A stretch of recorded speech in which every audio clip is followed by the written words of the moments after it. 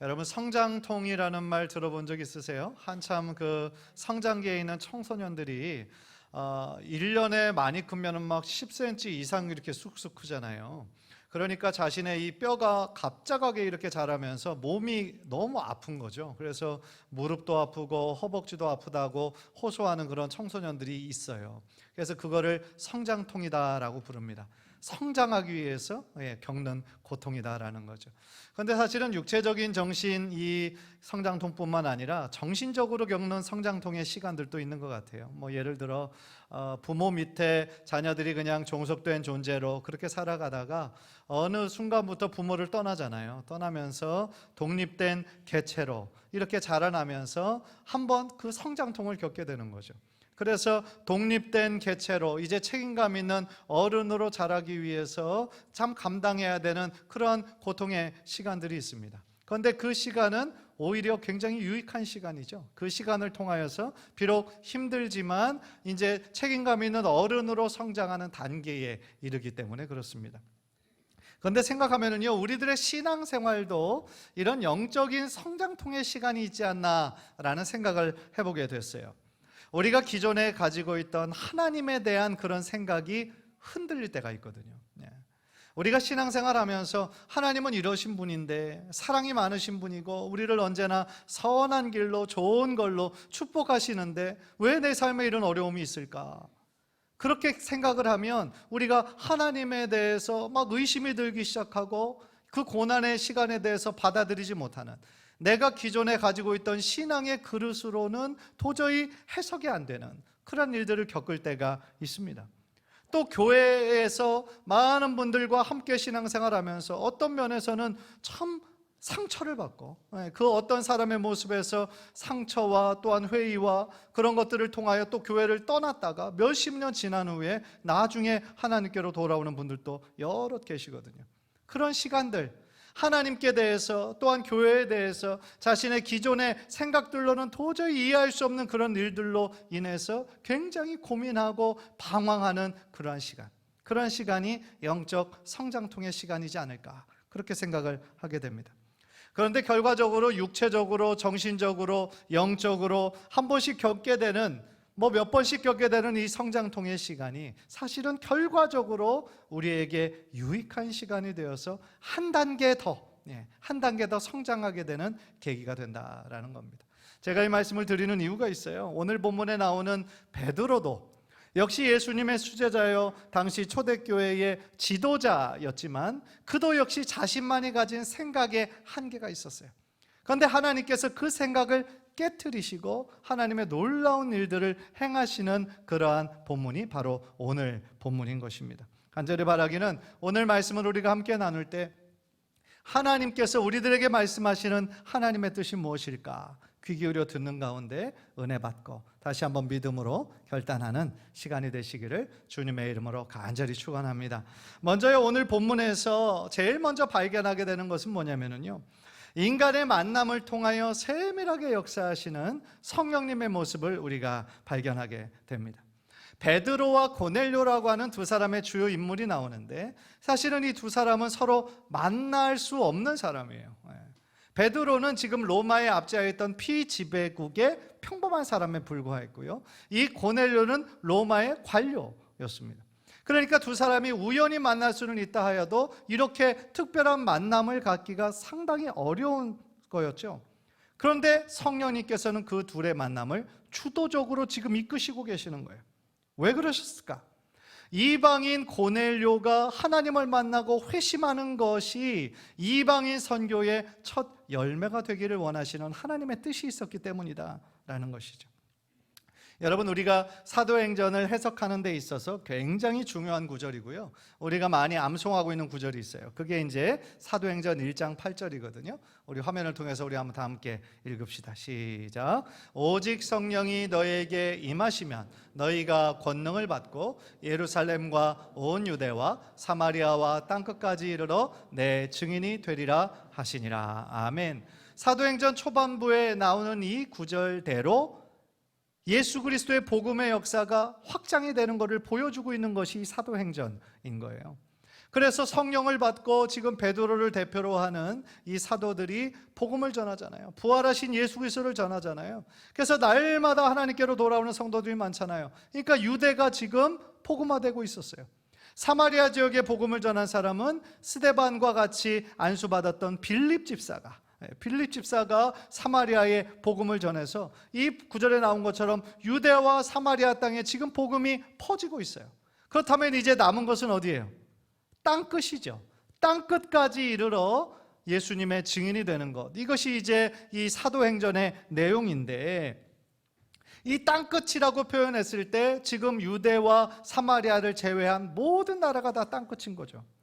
그러니까 앞으로 구원받을 사람의 그 영혼의 숫자를 생각해 볼 때에 지금까지 유대와 사마리아의 지역에 한정되었던 그 회심한 사람들과 앞으로 땅끝까지 이르게 되면서 복음을 들어야 될 사람들의 숫자가 비교가 안 될 정도였다라는 거죠.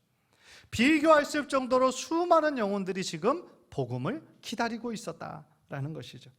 그런데 오늘 본문을 보면서요, 제일 먼저 깨닫는 것이 뭐냐면, 성령님께서 이 두 사람을 만나게 하기 전에 먼저 하시는 작업이 베드로의 생각의 틀을 깨뜨리신다는 거예요. 베드로가 기존에 가지고 있었던 그 생각과 사고의 그 틀을 하나님께서 깨뜨리시기를 원하시는 거예요. 왜냐하면 지금 성령님께서 앞으로 펼치실 하나님의 위대한 사역을 하기 위해서 베드로가 기존에 가지고 있던 그의 생각만으로는 감당할 수가 없었기 때문이다라는 거예요. 방금 전에 제가 말씀드렸던 것처럼 어떤 개인의 가치관과 세계관이 획기적으로 변하게 되는 것은요, 이건 참 쉽지 않은 일이거든요. 자신의 힘과 노력만으로는 되지 않을 때가 많아요. 그래서 어떤 외부적인 강한 힘과 자극에 의해서 시작이 되는데, 비록 그 과정은 아프고 힘들죠. 그러나 그 과정을 통해서 전혀 새로운 단계로 성장할 수 있기 때문에 그것을 성장통이라 할 수 있다고 제가 말씀을 드린 거예요. 그런 면에서 본다면 지금 베드로는 굉장히 큰 영적 성장통을 겪고 있다라는 거예요. 왜냐하면 하나님께서 가지고 계신 선구의 그림을 지금 이루는 데 있어서 베드로가 지금 그때까지 평생에 가지고 있었던 견고한 틀은 뭐냐면 유대인과 이방인을 구분하는 거였어요. 그래서 베드로가 생각할 때에 구원은 유대인에게만 있다라고 생각한 거예요. 그리고 유대인이라고 하는 인종적으로 지금 제한돼 있다라고 생각을 했던 것이죠. 그래서 10장 전반부를 보면은요, 지금 성령님께서 베드로가 가졌던 그 인종적인, 지역적인 한계를 깨뜨리시기 위해서 환상을 보여주시는 장면이 10장 초반부에부터 나와요. 그런데 신기한 거는요, 하나님께서 고넬료에게도 환상을 보여주십니다. 그리고 베드로에게도 환상을 보여주셨어요. 그런데 고넬료에게 환상을 보여주신 것은 굉장히 구체적이었어요. 그래서 어느 지역, 누구의 집에 지금 베드로라는 사람이 살고 있으니까 그 사람에게 사람을 보내어서 베드로를 데리고 오라. 굉장히 구체적인 그런 그 환상이었는데요, 베드로가 본 그 환상은 베드로가 이해하기에 참 힘든 환상의 내용이었어요. 그래서 우리가 다 잘 아는 것처럼 그 환상의 내용은 지금 그 하늘에서 그 내 어귀에 쌓이는 보자기가 내려오는데, 그 보자기 안을 보니까 뭐가 있었어요? 각종 짐승들이 있는데 유대인들이 보기에 부정한 짐승들만 거기에 가득 있었다는 거죠. 그런데 하늘에서 하나님의 음성이 들립니다. 이것을 다 잡아 먹으라는 거예요. 그러니까 베드로는 거기에 순종할 수가 없었죠. 왜냐하면 그때까지 유대인들 모두가 가지고 있었던 그 개념이 뭐였습니까? 정한 것과 부정한 것을 구분하는 거였는데, 아니 부정한 짐승을 먹으라고 하나님 말씀하시니까 이것이 어떤 종류의 믿음의 시험인지 베드로는 굉장히 의아했다라는 것이죠. 그런데 하나님께서 3번이나 반복을 하십니다. 하나님께서 정하다 하신 것을 네가 속되다고 하지 말라, 그렇게 말씀을 하세요. 그런데 베드로는 그때까지도 이해하지 못하다가 이게 어떤 의미일까 생각하는 중에 그 고넬료가 보낸 사람들이 지금 베드로가 머물고 있는 그 집 앞에 딱 도착을 하는 거죠. 그러면서 베드로가 이것이 바로 성령님께서 지금 어떻게 나에게 말씀하시는 거구나 라고 깨닫게 되는 순간이었다라는 거예요. 19절 20절을 보십시오. 19절 20절. 베드로가 그 환상에 대하여 생각할 때에 성령께서 그에게 말씀하시되 두 사람이 너를 찾으니 일어나 내려가 의심하지 말고 함께 가라. 내가 그들을 보내었느니라 하시니. 성령께서 이 베드로의 그 한계, 그 생각의 한계를 깨트리시기 위해서 굉장히 구체적으로 세밀하게 역사하시고 계셨다라는 거예요. 사실은요, 고넬료에게 보여주신 환상이 더 구체적이었다라는 것은 이렇게 둘을 만나게 하기 위함이었고, 더 나아가 베드로가 의아하게 생각하는 중에 마침 그 고넬료가 보낸 사람들이 도착했다라는 것은 하나님께서 선택하신 그 시간은 언제나 정확하다라는 거죠. 왜냐하면 그 고넬료가 머물던 지역과 이 베드로가 머물던 지역은 걸어서 하루길이었어요. 가까운 데가 아니었어요. 그래서 고넬료가 그 구체적인 환상을 듣고 바로 사람을 보내었더니 그 두 사람이 열심히 걸어가지고 도착한 그 시간이 바로 베드로가 이 환상의 의미가 무엇일까 곰곰하게 고민하고 있을 때였다라는 것이죠. 그래서 베드로는 자기가 그 보았던 환상이 어떤 의미인지 방금 전까지는 너무나 몰랐지만 성령님께서 이렇게 역사하시는구나 순종했죠. 순종해서 마침내 고넬료의 집에 다다라 고넬료와 대화하는 중에 이 모든 역사가 하나님께서 나에게 준비하신 것이었구나 라는 것을 깨닫게 되는 것이죠. 그래서 34절 35절 보세요. 우리 아주 굉장히 중요한 구절인데 다 함께 한번 읽겠습니다. 시작. 베드로가 입을 열어 말하되 내가 참으로 하나님은 사람의 외모를 보지 아니하시고 각 나라 중 하나님을 경외하며 의를 행하는 사람은 다 받으시는 줄 깨달았도다. 아멘. 제일 중요한 구절이라고 생각을 합니다. 베드로는요, 고넬료의 집에 가서 그 고넬료를 만나고 나서야 그 환상의 의미가 무엇인지 깨닫게 된 거예요. 자신이 속되다고 생각해서 먹지 않았던 그 짐승들이 뭘 의미하는 거예요? 이방인을 의미하는 거였어요. 그리고 하나님께서 잡아먹으라고 하신 뜻은 뭐냐면 하나님께서 그 이방인을 속되다 구분하지 말라고, 정죄하지 말라고 말씀하시는 하나님의 뜻이 그 환상 속에 있었다라는 것을 베드로가 그때서야 깨닫게 되었다라는 거죠. 정확히 그 시점을 기준으로 해서 베드로가 가졌던 오직 구원은 우리나라, 우리 민족, 선민의식에 빠져있던 베드로의 그 생각의 틀이 완전히 깨져버리는 그때가 바로 그때였다라는 것이죠. 사랑하는 성도 여러분, 오늘 이 본문은요, 우리에게 많은 것을 가르쳐준다라고 저는 생각을 해요. 무엇보다도 하나님의 뜻을 이루시기 위해서 정말 열심히 일하시는 하나님의 그 열심을 우리가 발견하게 됩니다. 인간에게 그저 일방적으로 명령하셔도 돼요. 그러나 하나님께서는요, 베드로의 생각을 고쳐주시기를 원하시는 거예요. 그리고 스스로 하나님의 뜻을 깨닫도록 인도해 주신다라는 거죠. 그만큼요, 당시 유대인의 생각하는 이방인의 벽은 굉장히 높았어요. 그래서 하나님께서는요, 당시 초대교회의 지도자였던 이 베드로가 그 생각의 틀을 깨지 않으면 이방 선교는 절대로 일어날 수 없음을 알고 계셨기 때문에 이 모든 일들을 통하여 베드로의 그 가졌던 고정관념을 깨시기를 원하셨다라는 거예요. 사랑하는 성도 여러분, 우리 하나님은 그때만 일하실 뿐 아니라 지금도 열심히 일하시고 계심을 믿으시기를 바랍니다. 예수님께서 기도하실 때 하나님께서 일하시니 나도 일한다 라고 말씀하셨어요. 그 얘기는 뭐냐면 우리 하나님은 쉬지 않으신다라는 거예요. 쉬지 않으시고요, 주무시지도 않으시고요, 지금도 우리가 하나님을 향한 그 모든 기도의 간구를 들으시고 하나님의 가장 정확한 시간에 응답하시기를 기뻐하시는 분이시다라는 것이죠. 비록 지금의 우리 모습을 보면 너무나 연약한 모습이에요. 너무나 부족해요. 믿음이라 할 것까지도 하기에 너무나 작은 믿음이에요. 그러나 그럼에도 불구하고 하나님께서 우리를 하나님의 자녀 삼아주시고 하나님의 형상으로 빚어주시고 예수님을 닮아가는 존재로 삼아주심이 얼마나 감사한 일입니까? 혹시 오늘 말씀을 들으면서 혹시 내 안에도 베드로 그리고 당시 모든 유대인들이 가지고 있던 어떤 선입견들, 어떤 편견들이 혹시 없는가? 여러분들 한번 생각해 보세요. 내가 가진 작은 지식으로, 내가 지금까지 해왔던 어떤 경험으로 혹시 하나님의 능력을 제한했던 적은 없는가? 생각해 보시라는 거죠. 너무나 크신 하나님, 내 생각과 내 상상을 뛰어넘어 하나님은 일하시는 분이신데 그저 내 경험 안에만, 내 박스 안에만 가둬놓고 있지는 않았는지 한번 뒤돌아보는 시간이 되기를 원한다는 거죠. 베드로의 고백처럼 하나님은 사람의 외모를 취하시는 분이 아니세요. 하나님은 우리의 어떤 피부 색깔이나 어떤 언어나 그런 거를 보시는 분이 아니세요. 혹시 베드로가 유대인과 이방인을 철저하게 구별을 했던 것처럼 혹시 우리도 다른 사람을 나에게 도움이 되는 사람, 아니면 나와 아무런 연관이 없는 사람, 우리의 기준으로 사람들을 너무나 막고 있지는 않았는지요? 만약에 그런 적이 있다면 우리는 회개하고, 모두가, 우리들 주변에 있는 모든 사람들이 주님의 은혜가 필요한 사람들이고 하나님께로 돌아와야 할 사람들이고 하나님의 자비와 긍휼이 필요한 사람들이라고 하는 의식을 가져야 될 필요가 있다라는 것이죠. 예수님 시대에 바리새인과 서기관들이 가장 잘하던 게 뭐였어요? 그게 바로 율법과 할례라는 자신만의 기준을 들어서 그거를 지키지 않는 사람들을 끊임없이 정죄하고 판단하는 사람들이 바로 바리새인들과 서기관들이었잖아요. 만약에 하나님께서 그 유대인들이 가지고 있던 견고한 그 생각, 유대인과 이방인의 그 벽을 예수님께서 허물지 않으셨다라고 한다면 사실은 오늘날까지 우리는 복음의 은혜를 누리지 못할 수도 있어요.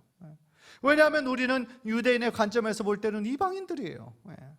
그리고 그리스도 밖에 있는 사람들, 하나님과 전혀 관계없는 사람들이었다는 것이죠. 그러나 하나님께서는 이 아름다운 주님의 복음을 우리들에게 선물로 허락해 주셔서 우리를 하나님의 자녀 삼아 주시고 더 나아가 하나님의 상속자가 되게 하셨다라는 것이죠. 얼마나 감사한 일입니까?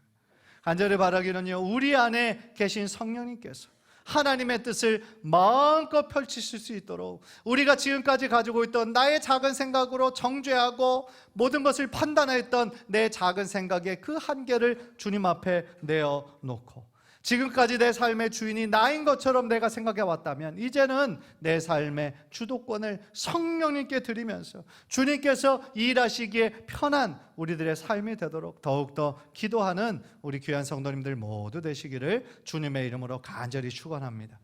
새 포도주는 새 부대에 담으라고 말씀하셨어요. 하나님의 놀라운 능력과 은혜와 축복을 우리들에게 주시기를 원하시는데 우리의 그릇이 너무 작아서 우리들의 믿음의 그릇이 준비되지 않았다고 한다면 하나님은 그것을 넓히는 작업을 하시는 거예요. 그런데 여러분, 재건축 요즘 많이 하는 때 꼭 해야 되는 것이 뭡니까? 오래된 건물들을 먼저 부수는 작업이 필요한 거예요. 그죠? 우리가 기존에 가지고 있던, 나만이 가지고 있던 어떤 생각들, 그러한 모든 고정관념을 깨버리고 그 자리에 하나님께서 새롭게 세우실 수 있도록 자꾸 하나님께 순종하고 순복하는 삶을 살 때에 하나님께서 우리들의 삶을 통하여 뜨겁게 역사하여 주실 줄 믿습니다. 두 번째로요, 오늘 본문에서 이 고넬료의 깊은 신앙에 대해서 또한 배우게 되는 거예요. 방금 전에 살펴본 것처럼 예수님은 베드로와 고넬료의 만남을 통하여서요, 하나님의 복음을 지금 전 세계로 확장시키시잖아요. 그런데 한 가지 궁금한 거는 하나님께서 그러면 왜 고넬료라는 사람을 선택하셨을까? 많은 사람들이 있는데 왜 고넬료일까? 사실 누군가를 하나님의 도구로 선택하시는 것은 하나님의 주권에 속한 거죠. 그래서 우리가 그것에 대해서 딴지를 걸 수는 없지만, 그러나 우리가 배워야 될 것은 하나님께서 이 고넬료가 어떤 사람이기에 이 사람을 주님의 도구로 선택하셨을까는 우리가 성경 속에서 발견할 수 있다는 거죠. 여러분, 고넬료의 직업은 군인이었어요. 군인. 로마 군인이었고 자신의 밑에 100명의 군인을 거느린 백부장이었습니다. 그런데 이 고넬료가 처음 등장하는 10장 1절을 보니까 고넬료가 어떤 사람이었는지를 가르쳐 주거든요. 10장 2절 한번 보십시오. 10장 2절 우리 다 함께 한번 읽겠습니다. 시작. 그가 경건하여 온 집안과 더불어 하나님을 경외하며 백성을 많이 구제하고 하나님께 항상 기도하더니. 아멘. 그는 어떤 사람이었어요? 경건한 사람이었어요. 하나님을 믿는 사람이었어요. 하나님을 경외하는 자였고 항상 하나님께 기도하는 사람이었다라는 것이죠. 이 구절을 보면 유대인도 아닌 이방인이 어떻게 이렇게 하나님을 잘 섬기고 있었을까 굉장히 궁금함이 생기는 구절입니다. 사실은 군인이라는 직업 자체가 이게 여러 이동도 많을 뿐더러 하나님을 잘 섬기기가 참 쉽지 않은 거죠. 왜냐하면 군인은 남의 수하에 있는 사람이에요. 그죠? 남의 명령에 의해서 가는 사람이었고, 무엇보다도 당시 로마의 신들이 있거든요. 자신의 상관들은 다 로마 신을 섬기는 사람들이에요. 그런데 지금 이 백부장은 하나님을 섬긴다고 하면 그 상관들이 그 사실을 알면 가만히 놔뒀겠습니까? 그거를 놔둘 수 있지 않았겠죠. 그리고 이 백부장은 그렇게 높은 직위가 아니에요. 오늘날의 한 중대장 정도, 밑에 100명의 그 군사들을 거느린 정도니까 분명히 자신의 뜻을 고집할 수 없는 사람이에요. 상관의 눈치를 많이 봐야 하는 사람이죠. 그런데 그가 이렇게 하나님 앞에 올바로 서도록 치열하게 노력했다라는 것은 오늘날 우리들에게 도전하는 바가 있다라는 것이죠. 그러니까 고넬료는 정말 신앙생활을 하기 어려운 직업이었음에도 불구하고 그는 하나님을 전심으로 믿고 따르고 있었다라는 것이죠. 그런 고넬료를 하나님께서 어떻게 하신 거예요? 지켜보고 계신 거예요. 하나님께서 그 고넬료를 집중하고 계셨던 거예요. 3절을 보면 그에게 환상으로 나타나셨을 때가 언제인지 말씀하시는데 그가 기도하고 있을 때였다라고 말하고 있어요. 그가 제9시에 기도하고 있었다는 것은 오늘날의 시간으로 따지면 오후 3시예요. 신실한 유대인들은요, 하루에 2번 오전 9시, 오후 3시에 정기적으로 하나님께 나아가 기도했다라고 하거든요. 그러니까 이 고넬료가 그날만 3시에 우연히 기도했던 것이 아니라 그의 삶을 통하여 계속하여 시간을 정하고 하나님 앞에 나아가 기도하는 중에 하나님께서 주신 환상을 보았다라는 것이죠. 그래서요, 4절을 보면 하나님께서 고넬료를 선택하신 결정적인 이유가 나오는 거예요. 4절 우리 한번 다 함께 읽겠습니다. 시작. 고넬료가 주목하여 보고 두려워 이르되 주여 무슨 일이니까? 천사가 이르되 내 기도와 구제가 하나님 앞에 상달되어 기억하신 바가 되었으니. 아멘. 고넬료가 하나님께 드렸던 그 기도, 그리고 다른 사람들을 위해 했던 그 구제가 하나님께 어떻게 되었어요? 상달되었어요. 그가 하나님 앞에 정성으로 시간을 정하고 하나님 앞에 규칙적으로 나아가 하나님께 기도했던 그 기도가 하나님께 상달된 거예요. 그래서 하나님께서 그를 기억하셨다라는 거예요. 저는요, 고넬료의 이 구절을 보면서 참 은혜가 되고 우리들에게 위안이 되는 거예요. 그게 뭐냐면 우리가 하나님께 열심으로 순전한 마음으로 기도하는 그 모든 것을 하나님께서 보고 계신다는 거예요. 그냥 이 장소, 이 땅에서만 잠깐 울리는 메아리로 끝나는 것이 아니라 하나님께 상달된다는 거예요, 우리들의 기도가. 따라서 우리가 더욱더 우리들의 기도가 헛된 것이 아니라 하나님께서 다 들으시고 그 기도의 모든 것이 찼을 때에 하나님께 상달되어 아름답게 열매 맺게 되는, 응답받게 되는 그날이 저와 여러분의 삶에 속히 임하시게 되기를 주님의 이름으로 간절히 축복합니다. 그래야 우리들의 기도가 헛되지 않아요. 하나님께서는 우리들의 그 어느 장소에 있든지 스스로 우리가 뜻을 정하여 하나님 앞에 나아가 순전한 마음으로 기도하는 그 모습들을 하나님께서는 다 보고 계신다라는 거죠. 또한 고넬료는요, 겸손한 사람이었어요. 겸손한 사람. 25절을 보니까 베드로를 처음 보게 되잖아요. 그래서 이 백부장, 신분적으로는 자신이 지배국의 관료니까 훨씬 더 높겠지만 그 베드로를 보고 꿇어 엎드려요. 그랬더니 베드로가 왜 이러느냐, 나는 신과 같은 존재가 아니라고 그를 일으켜 세우죠. 그러니까 고넬료가 어떤 마음으로 지금 하나님의 사자를 대하는지 그의 겸손한 마음을 보여주고 있는 것이죠. 그리고 33절을 보면요, 이 고넬료가 언제나 주의 말씀에 순종할 준비가 되어 있던 사람이구나 라는 것을 깨닫게 되는 거예요. 33절 우리 한번 다 함께 한번 읽겠습니다. 시작. 내가 곧 당신에게 사람을 보내었는데 오셨으니 잘하였나이다. 이제 우리는 주께서 당신에게 명하신 모든 것을 듣고자 하여 다 하나님 앞에 있나이다. 이게 무슨 뜻이에요? 지금 베드로를 만나기 전에 자신의 가족들, 친척들, 일가들 다 부른 거예요. 왜 불렀냐면 이제 하나님의 말씀을 듣기를 원하는 마음이 있었기 때문이다 라는 것이죠. 그래서 그가 지금 주님 앞에 드리는 이 신앙 고백, 주님의 말씀을 듣고자 하여 다 우리가 지금 하나님 앞에 있습니다. 얼마나 멋진 신앙의 고백입니까? 한번 우리 다 함께 따라해 봅시다. 주님 말씀하옵소서 제가 듣겠나이다. 주님 말씀하옵소서 제가 주님 앞에 있습니다. 하나님께서 우리들에게 말씀하셔도, 하나님께서 우리에게 축복하기를 원하셔도 들을 귀가 없어요. 우리가 들을 귀가 없고 순종할 마음이 없다면 어떻게 하나님의 은혜와 축복을 누릴 수가 있겠어요? 하나님께서 쓰시는 사람은 어떤 사람입니까? 언제나 하나님의 말씀을 들을 준비가 되어 있는 사람이에요. 그래서 예수님께서 말씀하실 때 들을 귀 있는 자는 들으라 말씀하시잖아요. 예수님의 말씀을 얼마나 많은 사람이 들었습니까? 그런데 주님의 말씀을 듣고 따르는 사람은 소수에 불과했어요. 왜요? 다른 사람들은 들을 귀가 없었어요. 듣긴 들었지만 그 의미를 깨닫지 못했어요. 한 귀로 듣고 한 귀로 흘러버렸단 말이죠.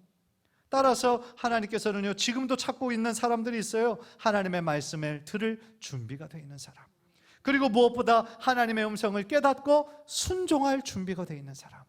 하나님께서는 그 사람을 하나님의 팔로 붙잡으시고 하나님의 영광을 위하여 사용하실 줄 믿습니다. 오늘 말씀을 통하여서 우리가 참 적용할 점이 많이 있는 것 같아요. 아마도 말씀을 들으면서 성령님께서 여러분들 한 사람 한 사람에게 주시는 메시지가 적어도 한 가지 이상은 있을 거라고 생각을 합니다. 단 한 가지라도 여러분의 마음에 도전이 되고 새롭게 깨달은 것이 있다면 그 말씀 붙잡고 우리들의 신앙생활에 실천할 때에 하나님께서 주시는 작은 변화들이 여러분의 삶 가운데 시작될 줄 믿습니다. 우리가 영적으로 성장하기 위해서는 때때로 영적 성장통의 시간을 겪게 돼요. 우리들의 그릇이 넓어지는 단계니까, 늘리는 단계니까 얼마나 고통스러워요. 얼마나 힘들어요. 우리가 이해하지 못하는 일도 많이 만나요.